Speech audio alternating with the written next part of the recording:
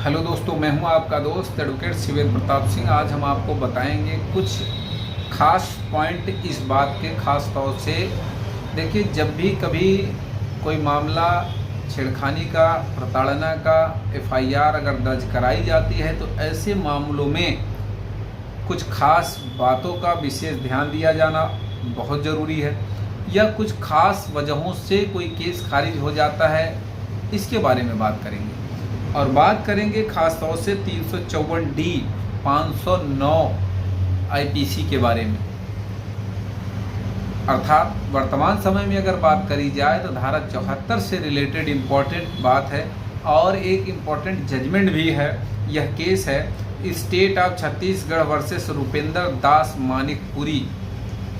Reserve ये किया गया था 1 जुलाई 2025 को, और ये प्रोनाउंसिएस हुआ है, यह डिलीवर हुआ है 22/7/2025, अर्थात हाल ही का ये जजमेंट है, लेटेस्ट जजमेंट है। ACQA नंबर है 215/2022।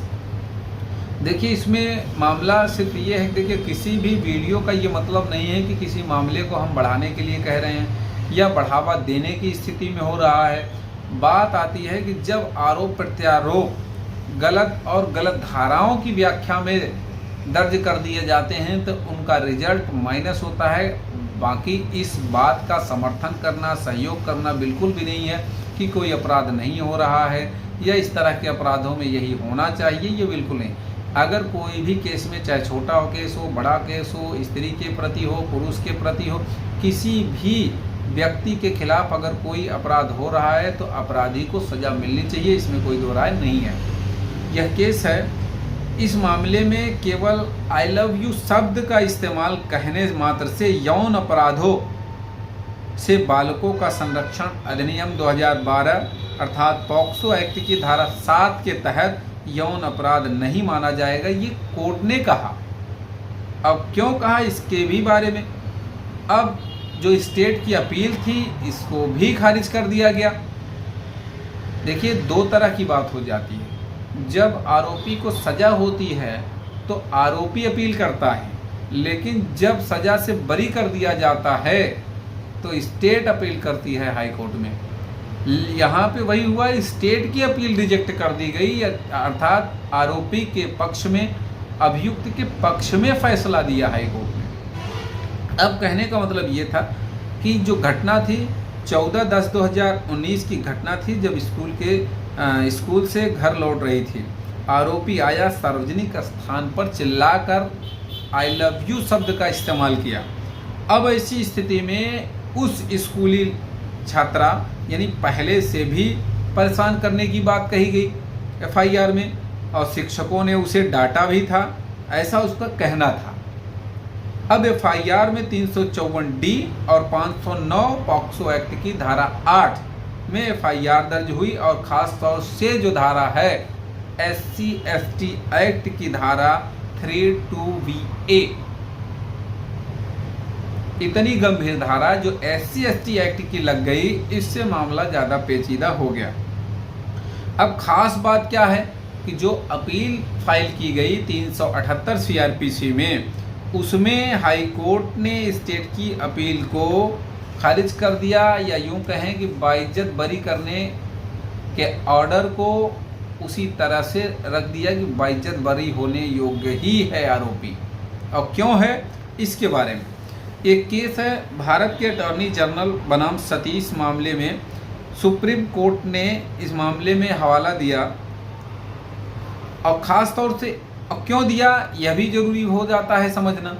इस मामले में दोस्तों के भी बयान लिए गए थे, क्योंकि मामला सार्वजनिक था, जिसमें प्रेम का इजहार किया गया था, ऐसा दोस्तों ने कहा था। अब दूसरी बात ये थी कि छूना, यानी कि छूने, पीछा करने या लगातार उत्पीड़न का कोई भी सबूत नहीं मिला इस मामले में। और क्या था कि 376D या 509 क्या कहता है, इसके बारे में भी बात करना जरूरी है कि बार बार नहीं किया गया पीछा, यानी कि बार बार अगर पीछा किया गया होता तो 376D लगती, माफ़ करिएगा 354D। इसलिए 354D नहीं बनता है। अब पीछा करने का कोई एविडेंस भी ऐसा नहीं है, ना किसी के बयान में ऐसी बात है। अब रही बात 509, किसी अपमानजनक भाषा का भी इस्तेमाल नहीं किया गया। किसी अगर अपमानजनक भाषा का इस्तेमाल किया गया होता तब 509 लगती, तो यह भी ठीक नहीं थी।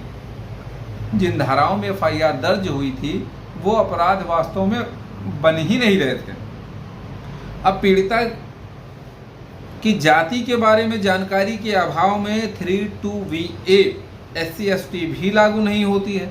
कहने का मतलब ये कि अगर कोई व्यक्ति नहीं जानता है कि ये SC समुदाय का है या ST समुदाय का है और उससे जाने अनजाने में कोई अपराध होता है, कथित अपराध, और वो उससे जानकारी नहीं जाति का, तो फिर वो जो SC/ST एक्ट का मामला है वो लागू ही उस पर नहीं होगा। अब जानता है कि नहीं जानता, इस बात की भी पुष्टि होनी चाहिए। यह भी बात अलग तरीके से साबित होनी चाहिए। पता चला हो सकता है वो जानता रहा हो। तो मामले में जब ट्रायल चलता है तो गवाही होती है, जिरा होता है, क्रॉस होता है, तो इन सब में क्लियर हो जाता है कि वास्तविकता क्या थी, जानकारी थी कि नहीं थी, दोस्तों की गवाही क्या कह रही है, बयान क्या कह रहे हैं। जैसा कि आरोप था कि शिक्षकों द्वारा डांटा गया था इस सब मामलों में, तो भाई शिक्षक का भी बयान अगर हुआ, तो अगर भी ऐसी बात हुई होती तो शिक्षक बताते तो ये क्लियर हो जाता कि भाई ये बार बार इस तरह से कर रहा था बदतमीजी, इसलिए ऐसा हुआ था। तो इसलिए स्टेट की अपील को खारिज करते हुए अभियुक्त को बाइज्जत बरी कर दिया गया। उम्मीद करता हूँ, आशा करता हूँ आज का यह वीडियो आपको बेहद पसंद आया होगा। अगर वीडियो पसंद आए तो वीडियो को लाइक करें, शेयर करें। यूट्यूब चैनल SP 72 कानून प्रयागराज को जरूर सब्सक्राइब करें। कोई सवाल शेष रह गया है तो स्क्रीन पर चल रहे नंबर पर जानकारी ले सकते हैं।